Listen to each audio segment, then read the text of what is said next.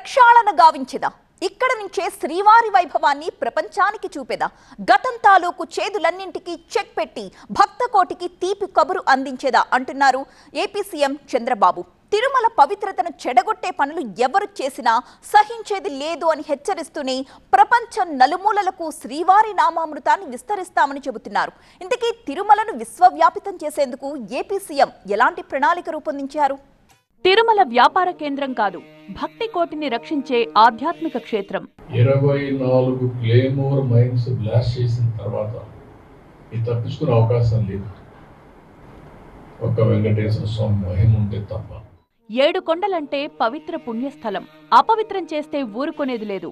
Including board members, management, everybody, మీరందరూ కూడా వీలైతే మీరు వెంకటేశ్వర స్వామి పవిత్రత కాపాడడానికి ఇంకొక అడుగు ముందుకెళ్ళండి. వీలు కాకపోతే మీరు మీ పని చేయండి. కానీ అపచారం జరిగే పరిస్థితి కానీ, అపవిత్రం చేసే పరిస్థితి కానీ, మీ వ్యక్తిగత ప్రయోజనాలు చేసుకోవడం కానీ ఇక్కడ జరగకూడదని చాలా స్పష్టంగా చెప్పారు.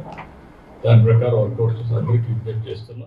ఇది తిరుమలలో శ్రీవారి దర్శనం అనంతరం ఏపీ సీఎం చంద్రబాబు అధికారులకే కాదు, టీటీడీ బోర్డు సభ్యులను సున్నితంగా హెచ్చరిస్తూ తిరుమల పవిత్రతకు భంగం కలిగితే సహించేది లేదని గట్టిగా వార్నింగ్ ఇచ్చారు. తన మనవడు నారా దేవాంశ్ పుట్టినరోజు సందర్భంగా సీఎం చంద్రబాబు కుటుంబం తిరుమలలో వెంకటేశ్వర స్వామిని దర్శించుకుంది. అన్నప్రసాద క్షేత్రంలో మనవడి పేరిట అన్న వితరణ చేసి అనంతరం చంద్రబాబు స్థానిక పద్మావతి అతిథి గృహంలో కీలక సమీక్ష చేపట్టారు. తిరుమల అభివృద్ధిపై టీటీడీ చైర్మన్ బీఆర్ నాయుడు, ఈవో శ్యామలరావు, ఇతర అధికారులతో చంద్రబాబు సమీక్ష నిర్వహించారు. ఈ సందర్భంగా చంద్రబాబు తిరుమల పవిత్రతను, ఆయన మహిమల గురించి వివరించారు. పదుల సంఖ్యలో క్లైమోర్ దాడులను తప్పించుకుని తాను బతకడం ఓ మిరాకిల్ అని, తాను బతికానంటే కారణం శ్రీవారి మహిమే అన్నారు చంద్రబాబు. ప్రాణదానాన్ని ఇనాగరేట్ చేసి వచ్చాను. వస్తా ఉంటే 24 క్లేమోర్ మైన్స్ నా మీద బ్లాస్ట్ చేశాను. నేను ఏ తప్పు చేయలేదు. అయితే ఆ రోజు అదొక మిరాకిల్. నేను తప్పించుకోవడం అనేది జరిగే పని కాదు. సాక్షాత్తు వెంకటేశ్వర స్వామి నన్ను కాపాడాడు, ప్రాణం విడిచిపెట్టాడు. 24 క్లేమోర్ మైన్స్ బ్లాస్ట్ చేసిన తర్వాత ఇది తప్పించుకునే అవకాశం లేదు. ఒక్క వెంకటేశ్వర స్వామి మహిమ ఉంటే తప్ప. గతంలో 7 కొండలను 5 కొండలని అవహేళన చేస్తే తాను పోరాటం చేసి పాదయాత్రగా వచ్చి స్వామివారికి మొక్కులు తీర్చుకున్నానని, అయినా తనపై దాడి జరిగిందన్నారు చంద్రబాబు. ఒకసారి అసెంబ్లీలో దిమరగా 7 కొండలని 5 కొండలంటే ఎక్కడికి పోయినాయని చెప్పి పెద్ద ఎత్తున పోరాడి అక్కడి నుంచి నేను వెంకటేశ్వర స్వామి మొక్కులు తీర్చుకోవడానికి పాదయాత్రతో వచ్చి మొక్కులు చెల్లించుకున్నాను. కొందరు శ్రీవారి మహిమలు తెలియక ఇష్టారీతిగా వ్యవహరించారని, కానీ వెంకన్నతో పెట్టుకుంటే ఎలాంటి పరిణామాలు ఎదుర్కోవాల్సి వస్తుందో చాలా మంది తెలుసుకున్నారని, అందుకే 7 కొండలపై ఎప్పుడూ అపచారం చేయవద్దని సూచించారు. గత ప్రభుత్వ హయాంలో జరిగిన తప్పులను సరిదిద్దేందుకు టీటీడీ నుంచే ప్రక్షాళన మొదలుపెట్టామన్నారు ఏపీ సీఎం. ఆ రోజు కూడా మీ అందరికీ నేను చెప్పాను, ఇక్కడే ప్రథమ ప్రాధాన్యత వెంకటేశ్వర స్వామి పైన ఉంటుంది.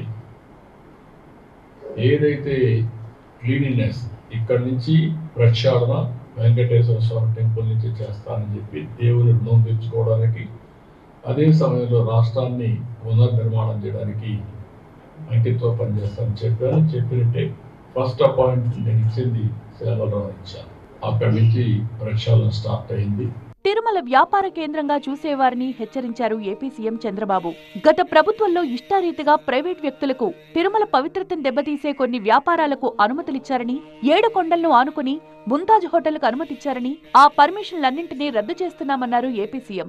7 కొండలు వెంకటేశ్వర స్వామివి అని మనం చెప్తా ఉంటే 7 కొండలు ఆనుకొని ముంతాజ్ హోటల్కి అప్పట్లో పర్మిషన్ ఇచ్చారు. దేవలోకం ఈ రెంటికి పర్మిషన్ ఇచ్చే పరిస్థితికి వచ్చారు. ముంతాజ్ హోటల్ మార్చి పేరు మార్చారు. అయినా కూడా నేను మరి చెప్పింది ఇక్కడ మీకు ఇవ్వలేం. ఈ 35.32 క్యాన్సిల్ చేస్తున్నాం. ఇక్కడ ఎవ్వరు కూడా కమర్షియలైజ్ చేయడానికి వీలు లేదు. 7 కొండలు ఆనుకొని ఎలాంటి కమర్షియలైజేషన్ కానీ అపవిత్రం చేసే కార్యక్రమాలు ఎక్కడా ఉండడానికి వీలు లేదు. ఈ ప్రిమిసెస్ లో మాత్రం ఎవ్వరు ప్రైవేట్ వ్యక్తులు ఉండడానికి వీలు లేదు. అవసరమైతే ఆల్టర్నేటివ్ ల్యాండ్ ఇస్తామని చెప్పాం. దాన్ని కూడా వాళ్ళు ఒప్పుకున్నారు.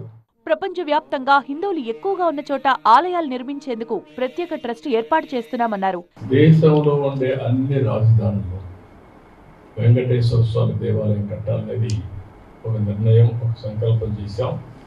దాని ప్రకారం అందరికీ విజ్ఞప్తి చేస్తున్నాం. అక్కడ ముఖ్యమంత్రి కూడా రాస్తాం. వాళ్ళు కానీ ముందుకు వస్తే వెంకటేశ్వర స్వామి దేవాలయం భారతదేశంలో ఉండే అన్ని రాష్ట్ర రాజధానిలో కట్టాలనేది ఒక ఆలోచన. వెంకటేశ్వర స్వామి ఎక్కడ ఉంటాడో అక్కడ ఆరోగ్యం బాగుంటుంది. వెంకటేశ్వర స్వామి దేవాలయాలు కట్టడానికి హిందువులు ఎక్కడ ఎక్కువ ఉంటే అక్కడ కడతాం. ఇక అన్నదానం, ప్రాణదానం తరహాలోనే మాధవ సేవ పేరుతో కొత్త కార్యక్రమం చేపడుతున్నామన్నారు ఏపీ ముఖ్యమంత్రి చంద్రబాబు.